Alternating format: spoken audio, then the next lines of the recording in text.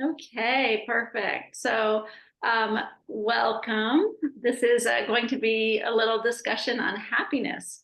I know we can all get a little bit of more happiness in our lives. Oh, and I'm going to ask if you guys could mute yourselves during the initial presentation, because then if any background noise comes through, then it shows you guys on there, and then we can't see the presentation. So thank you. And I'm going to start sharing my screen, and I'll tell you guys all about it and about a little bit about my story. Share screen. Okay. Here we go. Can you guys give me a thumbs up if you can see the screen? Okay, perfect. Perfect. All right, so don't we all want to be a little bit happier? And you know, there's there are diagnoses of depression and anxiety and psychiatric diagnoses that people will say, well, I don't have control over how happy I am. And for people who are very clinically depressed, absolutely, a lot of times you need cognitive behavioral therapy, therapists, a lot of support. But this helps everyone. Even everyone is kind of on a little bit of a spectrum, right? So you could be one or you could be 10 in almost anything. So for example, if you are talking about kind of awareness of others, you can be 10 and be completely paranoid and be afraid of everybody and everything, or you could be one and not have a care in the world and have people take advantage of you. So everything has a kind of a 1 to 10 on the spectrum, and happiness is one of those, all of our emotions. So what is it that we can do, and can we do anything to make our lives just even a little bit happier? 1% happier, you might have heard of that. Just a tiny little bit. Well, let's talk about what it could be. Because it turns out that our environment, meaning everything that we look, touch, smell, breathe, the everybody that we communicate with, we relate with, the clothes that we put on our bodies, everything contributes to our happiness. And to give an example, I'm going to give you an example of what had been happening with me. Back in 2017, I'd been practicing emergency medicine at that point for probably close to 20 years, and which is already a very long time in emergency medicine. And I was doing night shift only, and I was just exhausted taking care of my kids, with being a soccer mom and the soccer coach. And anyway, lots and lots of stress. And when I would drive home after a very busy shift, and you can imagine the emergency department is not all fun and games. It's not like people want to be there. I would put on NPR and listen to the news because I wanted to hear about what's going on in the world. And I was finding myself after a while being so overwhelmed with all of the just almost the horribleness of what was going on, because bad things do better in news. They don't really generally like to give news about something wonderful that has happened. And so my mood was just spiraling lower and lower and lower. And I decided and that was during Ebola. So of course I'm kind of losing my mind, like what's happening? What if it comes to the ER? And I decided to make a shift. I decided instead of listening to NPR, I would listen to TED Talks. And I started listening to TED Talks. And just that switch with hearing people who are inspiring, inspiring in every little way that you would not have even imagined, you know, people who are farmers and people who, you know, do all sorts of things in their fields, but are doing wonderful things. And the inspiration that I received from that completely elevated my mood and made me think outside of, you know, instead of thinking, oh, people are bad, bad, bad, bad, thinking, wow, human beings are amazing. And that lifted my spirits and made me happier. And I couldn't wait to hear the next TED Talk. So that, just that switch was what helped me at that time. And there are lots of other switches, but that's just an example that I like to give, of something that we can do. We have control over these things. So I'm going to give you, this is this word inspired. Every letter stands for something. And I got this from triathlon training camp. We had a speaker come. And so he has this business called the Hit of Happiness. And he gave us this talk. He initially didn't have an N. And I told him N needs to be natural. And so I basically wrote down what he said and then changed it to share with you guys. So when we're thinking about ways to add happiness, one thing, the first I stands for intuitive. So let's be a little bit more able to listen and trust our instincts. Sometimes that might mean that you spend some time acknowledging something that you pretend to not know. How can you be true to yourself? So, for example, are you in a friendship that's just not suiting you? What about your career? You know, taking a hard look at these things. Some people have issues with alcohol and they haven't really come to terms with it. Maybe an issue with your partner or other addictions. So really spending some time to be intuitive and to see what is toxic in your life and what doesn't serve you. And maybe trying to have less of that and then more intuitive as far as what are the things that I do like to do or do like to be around. And just spend some time thinking about what that means for you and what brings you joy. And is natural. And like I said, I added that because you know, being outside in nature, there are studies upon studies showing how important this is and how it improves our blood pressure.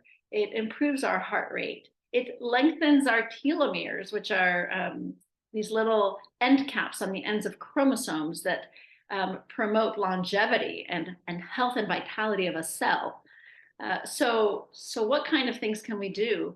Just even going outside for a few minutes and being mindful of the way that our surroundings look and feel and smell and the air on our skin. Forest bathing means you basically go for a walk in the forest. But you're not actually bathing, but you can. I mean, why not? Jump in the river.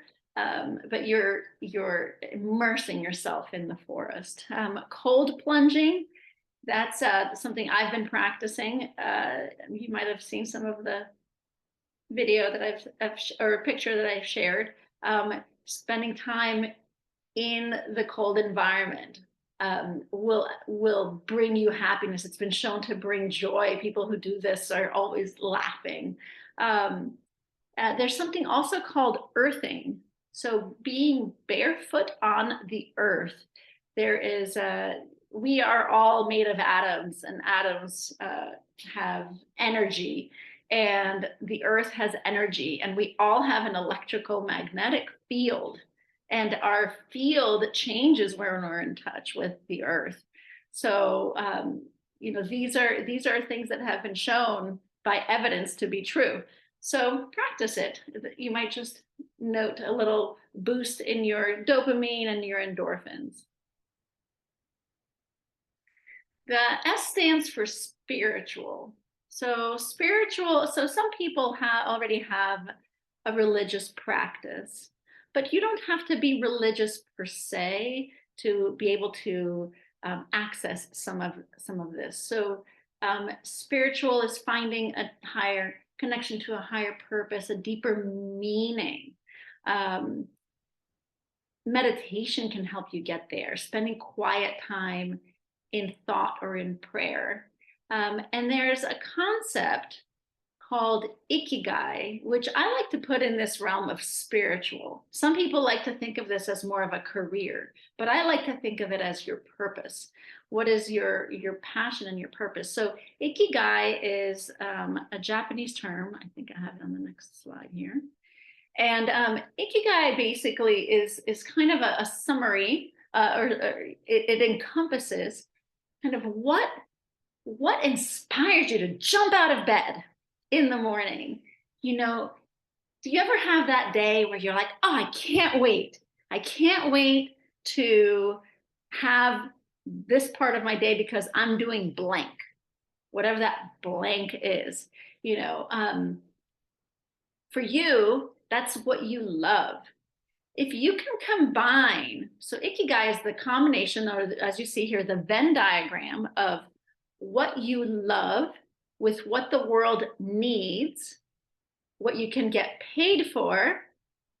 Now, if you're retired, you don't necessarily need to get paid for it, or even if you're not retired, but and what you're good at. So the combination of all those things, what you excel in, what you love, what the world needs, and what you can get paid for is the concept of ikigai. So even writing out some of these things and seeing where do they intersect and what does that mean for you? Maybe that's something that you'll be like, wow, I need this this hobby because that makes my spirit shine. So that's what I mean by spiritual, and then this term ikigai. Finding that for you. Okay. Next is the next I in inspired is intellectual. So intellectual meaning when you are surrounded by people and things that stimulate you from an intellectual standpoint, that gives you joy. Okay, if you notice when you're doing something that is very stimulating, you find a flow, and that flow makes time fly by. If you've ever been in that setting. So for me, when it comes to work, for me it's when I'm in a code. Actually, I find that I am firing on all cylinders. The time is flying by. 1 hour, 2 hours can go by in the drop of a hat, and you know, so I know that I'm definitely hitting my intellectual challenges at that time. But it doesn't have to be necessarily something at work. It could be, again, a hobby, and people that help stimulate that. You know, that those people could be your tribe. And so finding that will also give you a little boost in your everyday happiness. All right. The R stands for relational. And this is both how you relate to yourself and how you relate to your tribe, so others around you. You know, we tend to put ourselves down sometimes. People will say negative things about themselves that you would never say to anyone else. And so instead of, you know, putting yourself down, think of, okay, what am I grateful for myself? You know, I'm grateful that I that I'm alive. I'm grateful that I have my intelligence. I'm grateful that I'm a compassionate person. Um, you know, what if you were your own best friend, what things would you say that are positive about you? And then the other one is your tribe, and this is so important. Actually, there was a Harvard study looking at a group of med students and also just age-matched controls in the nearby Boston area. And they followed these people over decades, and they tracked their comings and goings and their relationships and their careers and their intelligence level and their wages and what they ate and how much they exercised. And when they found what they found was actually kind of fascinating, because the most predictive factor that resulted in health and longevity wasn't diet, it wasn't exercise, it wasn't status, it wasn't wages, it wasn't educational level, it was social connection. So having a strong tribe around you is what promotes longevity the most. Think about it. If you have something, if you have an emergency and you have no one and you're alone, what is the likelihood that you're going to be able to be successful in overcoming that? As we get older, we need help. We need each other. Plus, it gives us this vitality in our lives. And so the question is, so some people have social connection, but some connections are toxic, right? So if you are around people who get drunk and overeat and stay out all night and just live toxic lives, then you're going to be following that as well. But if you are with a group, you decide you want to be with a group that gets up early to see the sunrise, or goes for a hike, or goes dancing, or paints, or whatever it is that stimulates your passion, find those people, and those people will be your tribe, and their happiness levels will rub off on you, and your happiness levels will rub off on them. So this is one of the most important ones, I feel.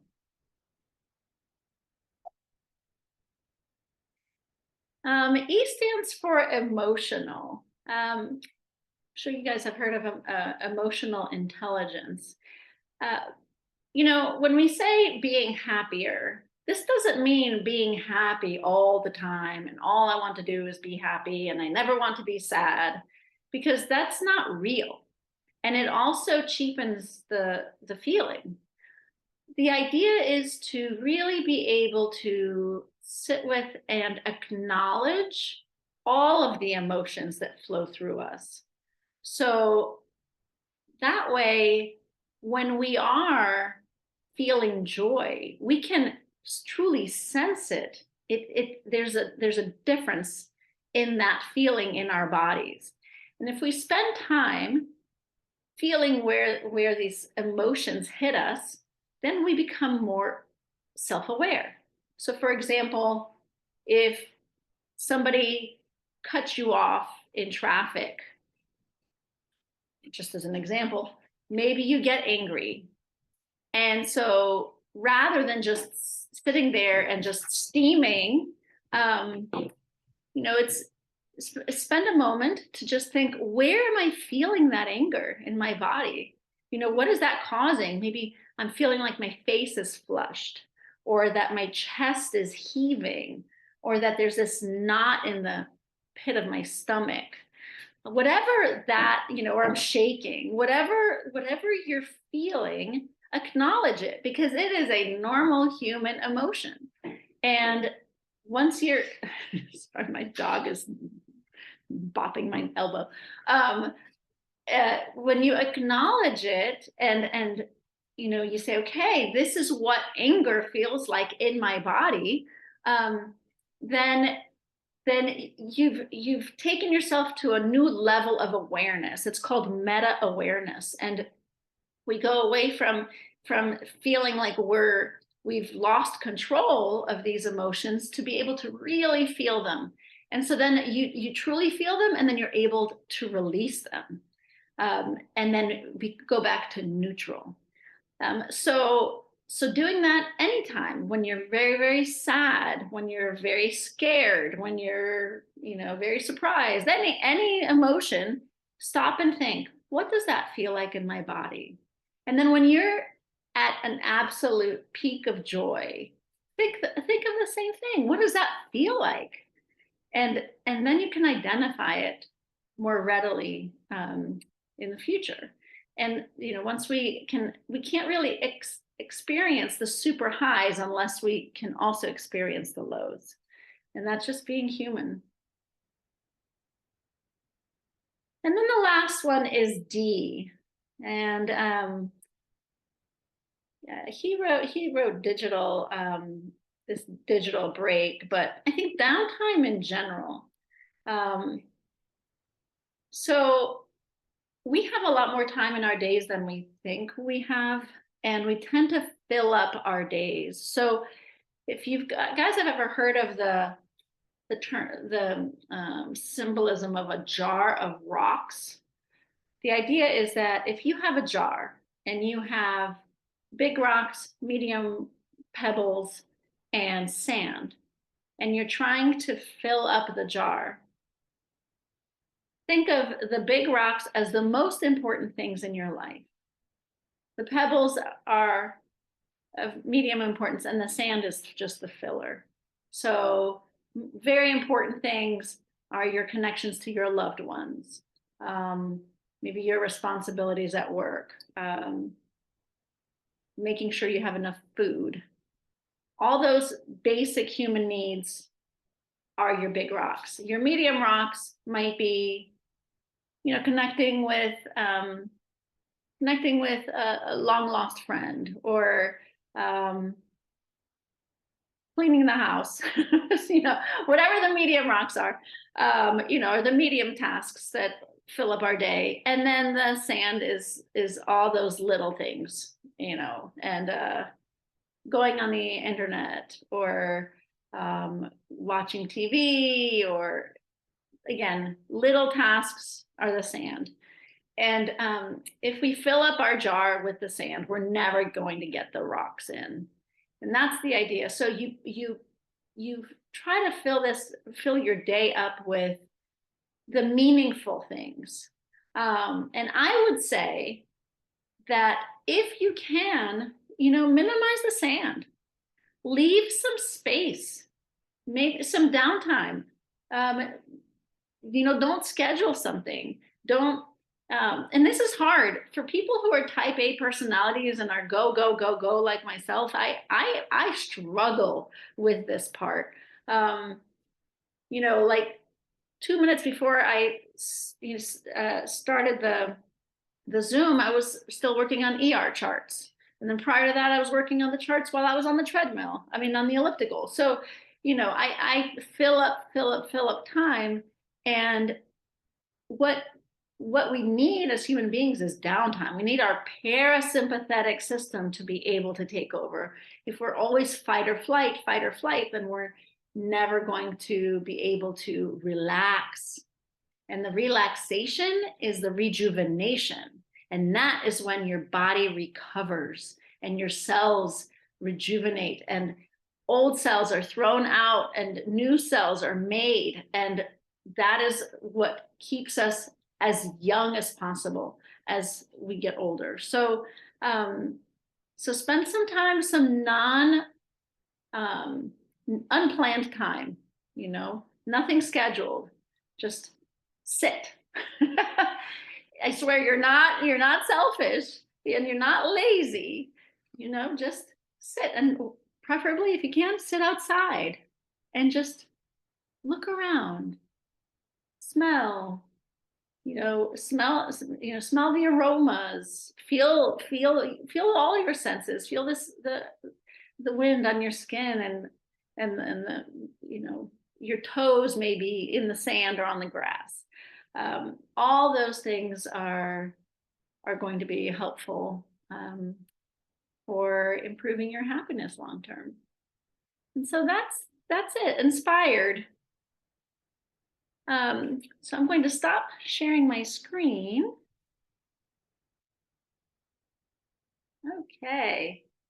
And maybe if you guys want to have a little conversation at all, we can chat about, what kind of things have you tried to help bring more happiness in your lives? Or do you have any questions or anything? I'd like to make this kind of a little bit of an open discussion.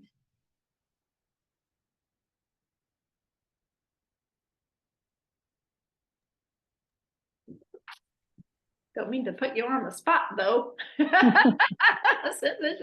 it's the two of you. I find that I need to give myself permission to do things like that, because there's always something to do. Mm-hmm. And it's hard to say, no, let me just be lazy. That's what I think about it. If I'm just going to sit around in the daytime, I can sit around at night and not feel lazy. But with the daylight, I feel I should be doing something, accomplishing something. So I guess it's hard to give yourself permission to do that. Yeah. I'm curious, when you were younger, was there ever anybody that was making you feel like if you did sit, that was a no-no? Were there any times in your life that you can think back and think, maybe this stemmed from something that happened in childhood? I mean, I bet we all can think of something like, all being accused of being lazy by our parents if we're not. Yeah. The only thing I can think of as a kid, lived out in the country in upstate New York, and with a lot of cousins and friends, we were always outside and we were always doing something. And even to give yourself permission not to be out there with your friends playing baseball or kicking the soccer ball or whatever, it just seemed like we were always going, always. And it's just it kind of like never stopped. Right. I mean, even to give myself permission to read a book, because that was the rainy day things, not sunny day things. So. Yeah. It's funny because I see your cat behind you. And so. Oh, yeah. So I think about like a tribe, a lion tribe, right? Isn't that what they're called when they're a pack of lions? Mm-hmm. And I guess there could be people that would call lions lazy, but they hang out until they're ready to hunt, and they go and they do their thing, and then they come back and then they hang out again. And why is that? Yeah. Why can't we do that as humans? Why can't we choose to just stop? Yeah. It almost seems silly. Like, are there any other animals that don't stop? I mean, I guess fish are always swimming, but I mean, yeah. They sleep. They sleep. That's true. Yeah. They sleep. Yeah. Well, I could relate to what Karen said. I'm the oldest of 8, and I enjoyed mowing the lawn because it let me be outside without hearing 7 brothers and sisters nattering or fighting or parents arguing or whatever. Right. So I enjoy that, even though we were in the suburbs of Washington. Still, for example, somebody was clearing land and piled up a whole bunch of trees, and then the developer died and everything sat like that. And as kids or just alone, would burrow down into these felled trees and make a little fire of pine pitch and just sit there in the quiet and the cold and the smell of the pine pitch burning. Wow, that's a beautiful memory. That, Mhm. that's so fun. And do you have any people that you can do something similar with now? I mean, I know that you know, pine pitch is not necessarily the right thing necessarily at this time, but you know, maybe going out for a hike and getting a little fire going. I have to think on that. Thank you. But these are the types of things, as I was mentioning, in terms of finding your ikigai or your passion. Sometimes it's fun to sit down and say, okay, what inspires me? And it's different during different phases of our lives. And what inspires you now might be different from what inspired you 5 years ago. But if we're always looking towards the positive and we're always looking forward, then you know, as far as that goes, I don't mean not being in the moment. I mean, you know, trying to improve our experiences on this earth and trying to find just that thing. Sorry, the sun is moving. That thing there. Trying to find those types of experiences for us that will ignite our souls and just lead to increased happiness, and increased happiness leads to increased vitality and increased longevity, period. All of the research shows that. So yeah, any of these little tricks, I would say maybe spend some time and just think about, you know, what's one thing that you could do that would make it different for you. So for me, it was back in 2017, it was listening to TED Talks. What's one thing that you can do to improve the happiness in your life? Maybe you say, okay, for 5 minutes, I'm going outside every day, regardless of whether it's freezing, raining, I can dress for it, you know, super hot, whatever it is, I'll go outside. Or find a group of friends that have like-minded things to do, or go for a hike and start a fire outside, whatever that is. You know, little changes in our lives ultimately lead to big changes, and that's what's fun. So, well, thank you for joining me. I think with that, we'll call it a night. Maybe you get to enjoy this beautiful sunshine today, and I hope you have a great evening. Any other questions or anything you wanted to say? No, thank you very much. You're welcome. Thank you. And if you have clear skies, look for the planet alignment at sundown. Oh, Oh, what? Say that again. What do I do? What do we look? If you have clear skies, there's a planetary alignment close to the horizon and in a line with the moon, 4 or 5 planets. Whoa. Okay. And is there a particular time of the night that we're looking Right for? right at sundown. Right at sundown. I think the lowest one is Uranus, and it'll disappear pretty quickly. We've got clouds, so I Oh, don't know okay. what you have up your way. yeah. We do too. Oh, okay. I have sun right now, but we'll see. It'll be dead to the west and Okay. a diagonal to the moon. Thank you so Great. much. I'm looking forward. Great. I'm going to go do that when the light goes down, and I'll let you know. Yeah, there might be an internet site that if you don't have clear skies, it might show it. Okay. Perfect. Thank you. You're welcome. Appreciate Nice. that. All right. Good Good night. night, everybody. Thank you. Take care. You too. Bye. Bye.